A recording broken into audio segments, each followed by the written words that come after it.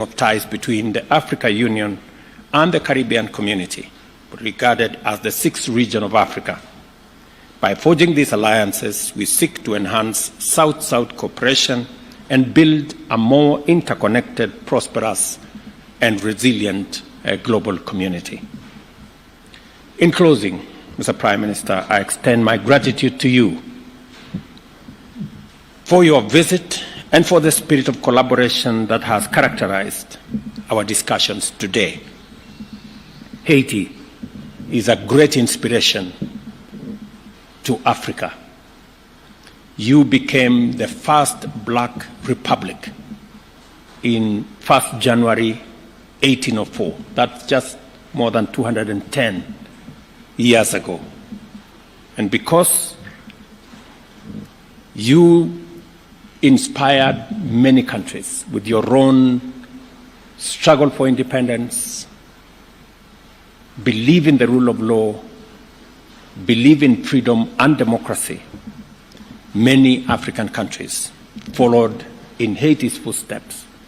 And today we have a free Africa that has the potential to work with Haiti, even in this mission. There are many African countries, Your Excellency, who are ready and willing to participate in this mission because of the shared history of rule of law, freedom, and democracy that we all share. We look forward to continuing this dialogue, strengthening our ties, and building a future of peace, progress, and prosperity for our nation. As you journey back home, my brother, kindly convey our best wishes to the President, Mr. Voltaire, and esteemed members of the Transitional Presidential Council, and to our brothers and sisters in Haiti. Thank you very much. Please welcome. Thank you so much. Thank you. Thank you, Mr. President. Let me first start by thanking you for hosting us. It feels so nice to be back in Nairobi, a city that I consider almost a second home, having been here so many times before. But let me also thank you for your vision, for your leadership, and for your commitment. You know, it's important to remind that Haiti is a country of 12 million people hostage to a handful of gang members, with half a population food insecure, with 600,000 displaced, with 70% of the health infrastructure that had collapsed. And this crisis came at a time when the world has its share of crisis. And you helped us tell the world that Haitian children are not less deserving than the others, and that Haitian men and women who are suffering deserve solidarity, and you led that fight with us. And today I think we're in a better place. You helped where others saw crisis, you saw opportunity and potential, and you voiced it in a very firm way, allowing for others to come together around Haiti. And me and the Haitian people are extremely grateful to you for your leadership in this critical time. I also want to, of course, extend and convey the gratitude of the Haitian people to the Kenyan people for their commitment, engagement, and sacrifice. Today, you share with us not because you have extreme abundance, but because Kenyan people have made the determination that Haiti deserves their help and support, and they've stepped up in a very significant way. Let me also reiterate what you've said. The first deployments of Kenyan contingents in Haiti have been extremely helpful, useful, professional, committed.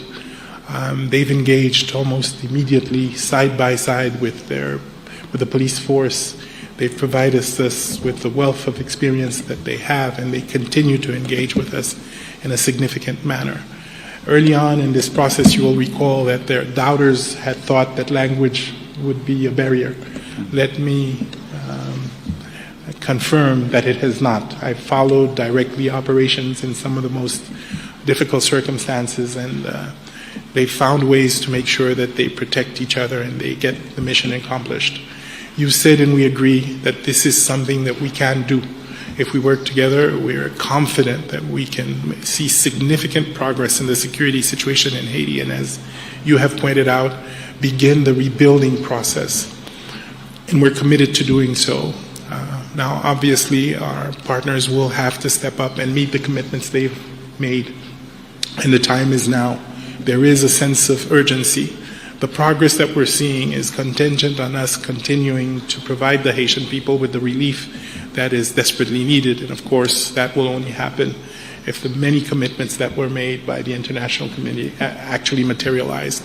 So I'm also here to make a plea to our friends from other countries to come back to the commitments they've made and to ensure that as urgently as possible, they're able to make sure that the mission is fully funded.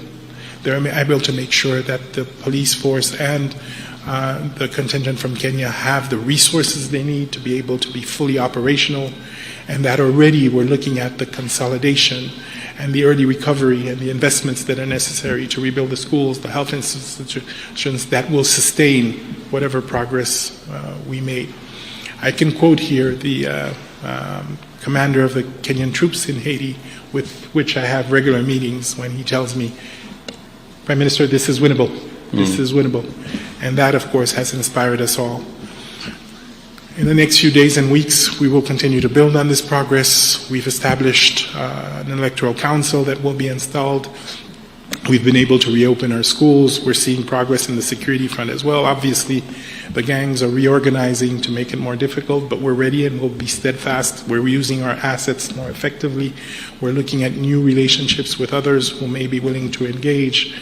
We're going to see how we provide a more integrated approach solution, which would include disarmament, which would include better communication, which will include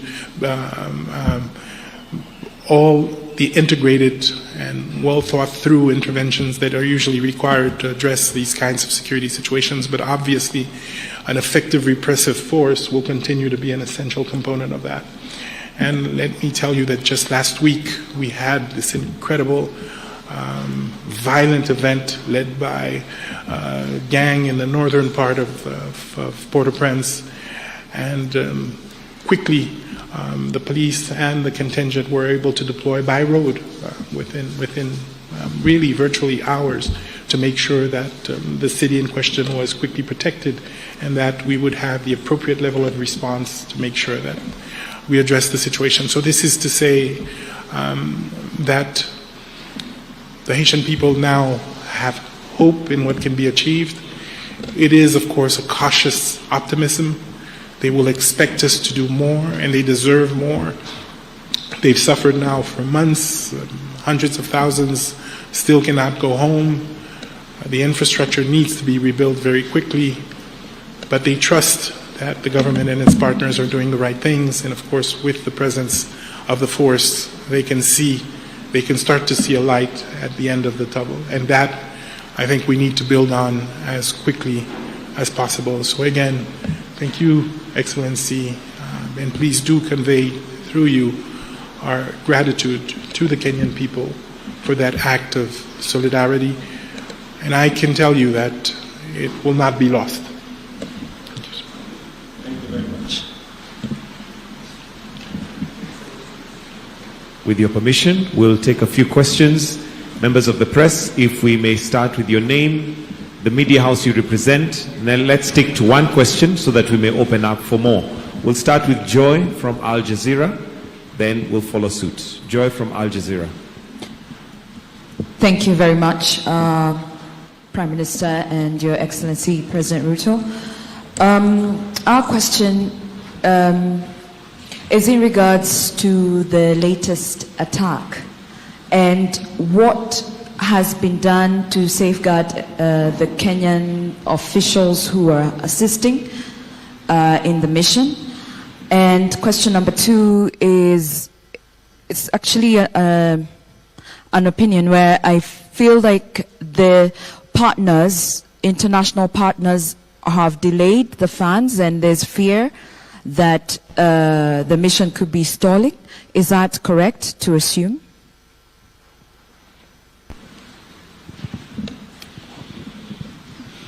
I think I'll allow, okay, do we take another question? Okay. Thank you very much, Rose Buchanan from AFP. So alongside the 600 further officers, Will Kenya or members of the international community be supplying additional or improved equipment for the force already present in Haiti?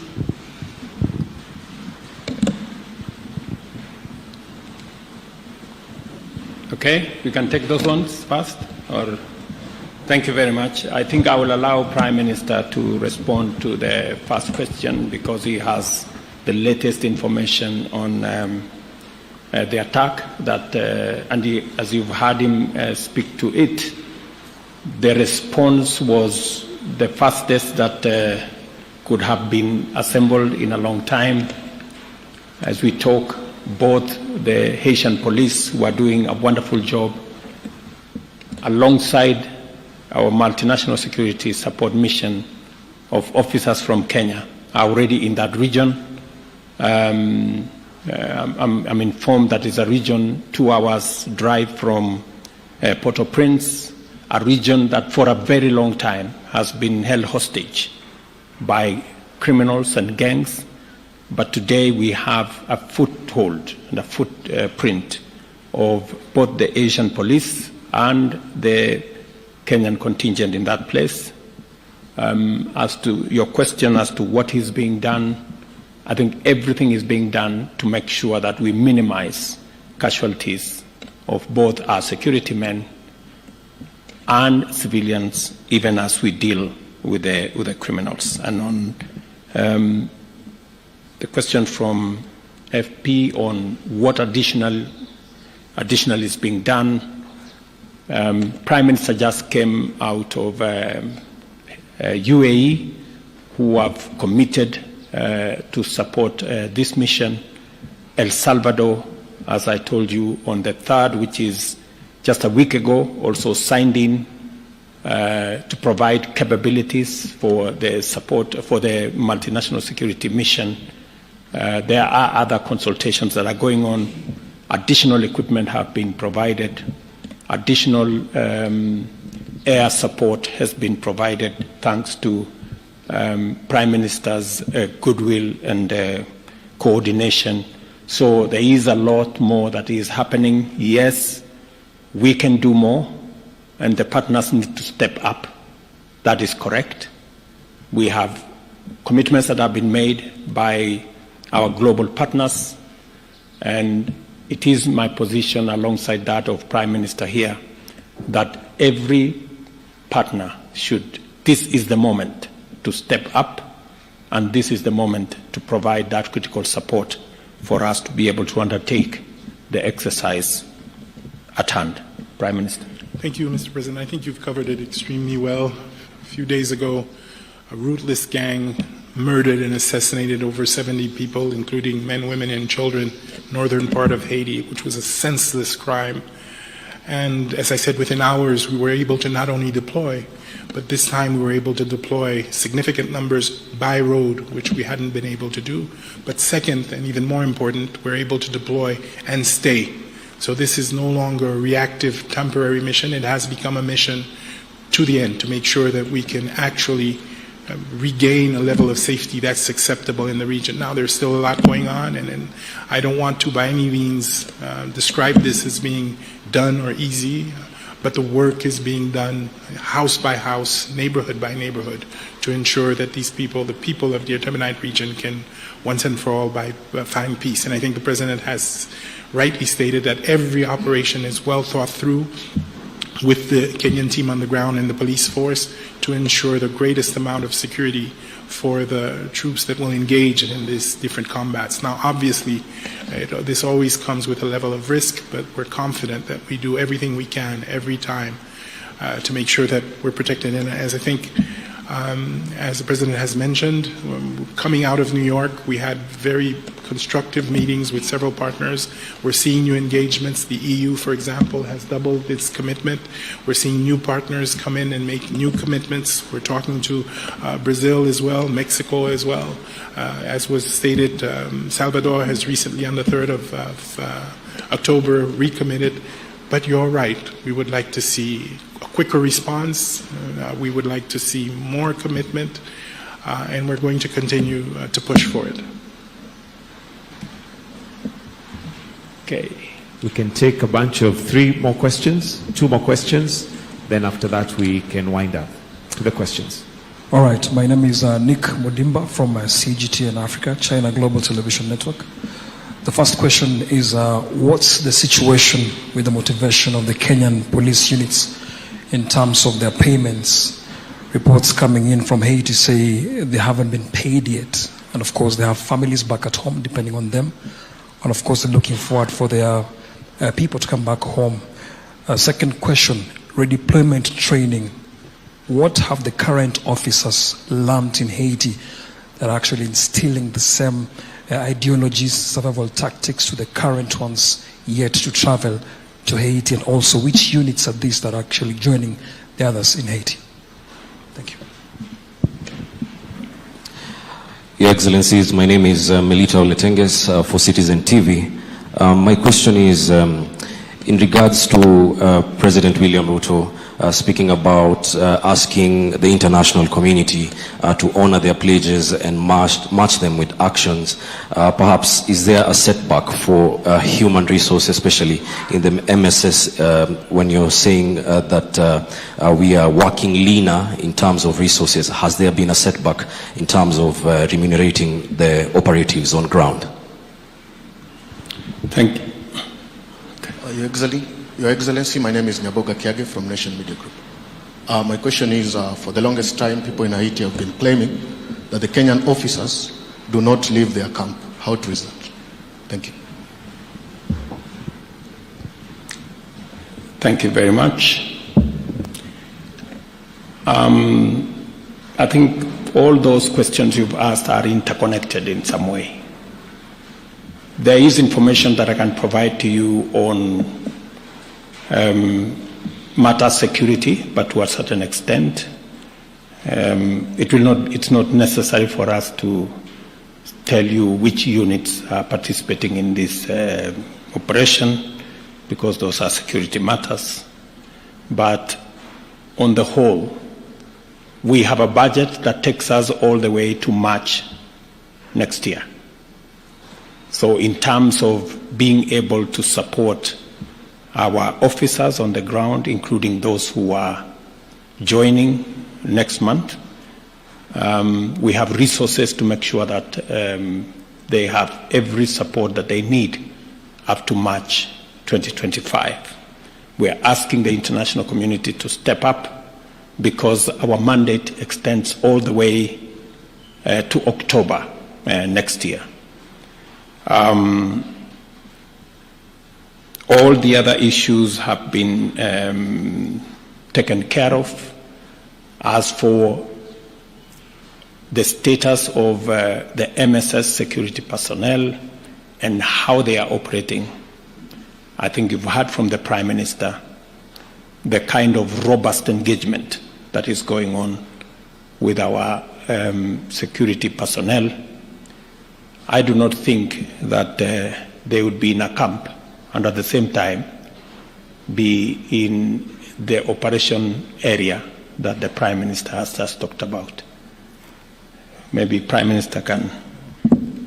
Really just to add that I personally have been on patrol at 1 o'clock in the morning with our Kenyan brothers and sisters that are working with us. They've engaged in very delicate and difficult operations in the center of the city.